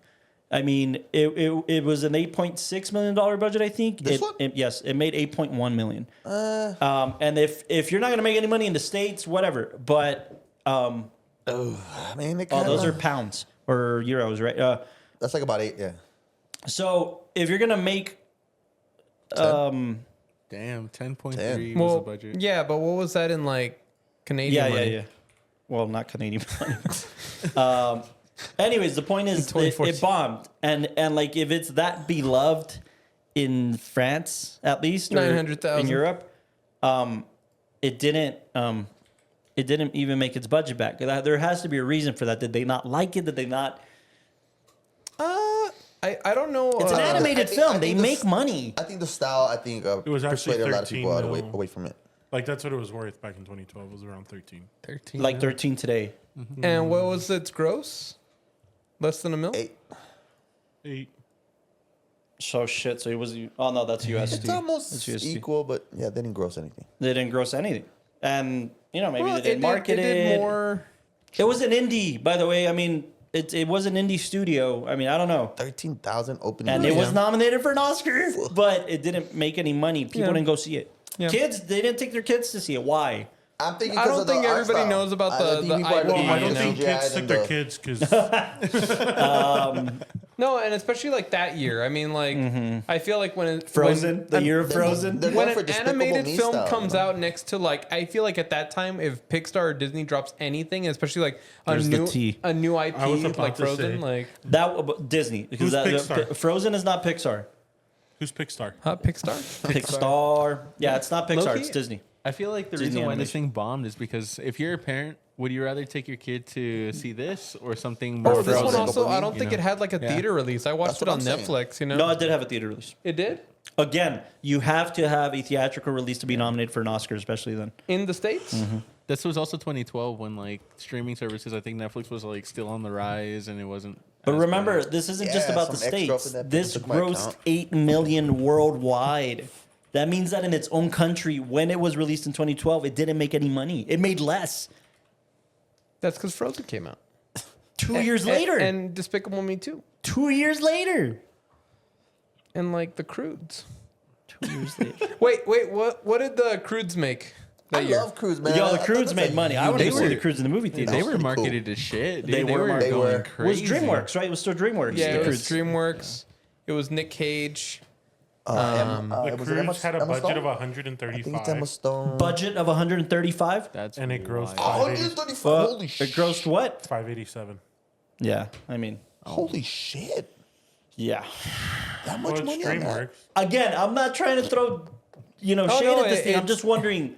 Well, look, to be fair, they did have Nicolas Cage, Ryan Reynolds, Emma Stone. No, a kid doesn't know that. A kid, No, an but adult I'm saying- doesn't know that. Like No, they're gonna but be like, I'm "Yo, talking about the budget, though. Yeah. oh no, yeah. But I mean, I just mean No, like, I mean, this one I feel like it had a lot of heart. It had a lot of merit did, for it what did. it was doing. Yeah. But also especially with indies, I feel like if you don't have somebody who's able to help you push it over the edge, like G Kids is great when it comes to like anime a because niche thing. Yeah. they're a niche company. yeah, like when it comes to anime and pushing out anime, like they do a great job of that because that market it like promotes itself, so people are always looking for like the next big thing. But with this style, it doesn't match any of their other properties, and it's super niche and indie. So I love what it did for itself, and that's why like whenever I try to get a pick, I also want to bring out things that I know probably didn't do too well, but like they have a lot of merit in Yeah, them. No, they do. I They like do. that. It does. I'm just wondering, comparatively, right? Why did people miss this? I'm keeping it simple. I'm just saying, like, you see two posters. You see Yeah. Despicable Me, CGI off the top of the charts. You see the color And then you yellow see everywhere and shit. Yeah. Yeah, right. Who doesn't love Minions? No, because when you look at the poster of this one, it's very humble. You Yeah, know? exactly. It's very humble, and And you're a it's, kid with your mom. You're like, I want to see that. To put it bluntly, this looks like a boring ass movie. That's what I'm trying to say. yeah. Keeping it simple. It just doesn't it looks like that, and then also it's based off of a property from the 80s that maybe not everybody like showed their kids, so they were hoping like, oh man, maybe we can channel in. Like I feel like like a book probably cover. when it came out, the people who got more excited were the people who they read it as a child and were like, oh, I'll go see it, but like. It probably wasn't exactly the market, the fun colors and everything. And even then, those people that read it as a child were in France.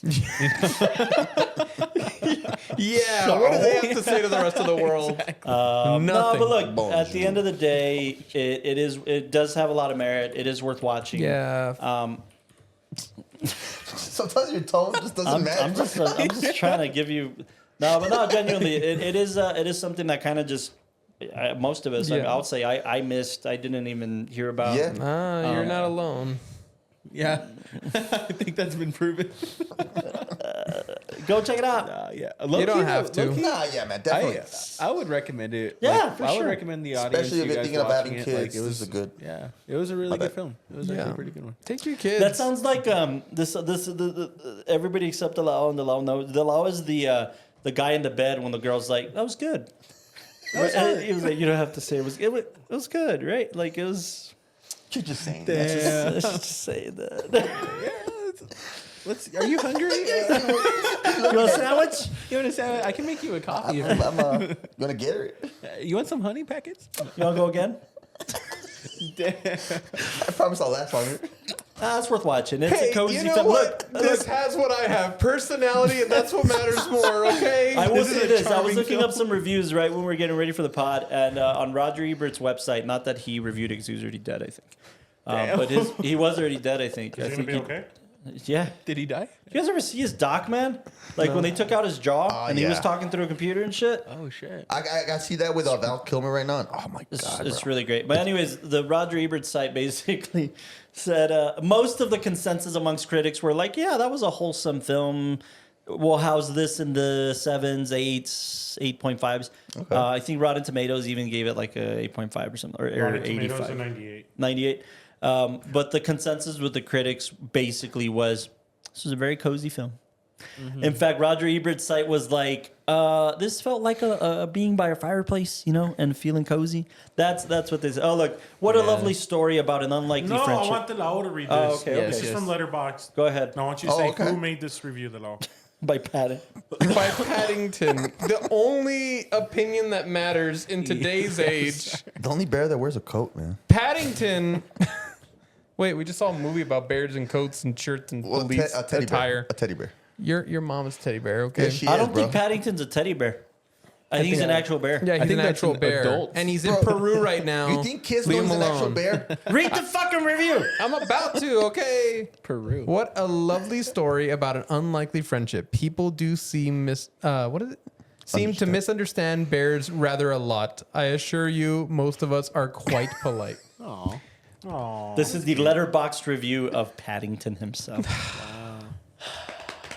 That's, Now pull Next up his week, old Twitter. Frisk the cat. I hope you're ready for some ranch because that's what we're gonna. No.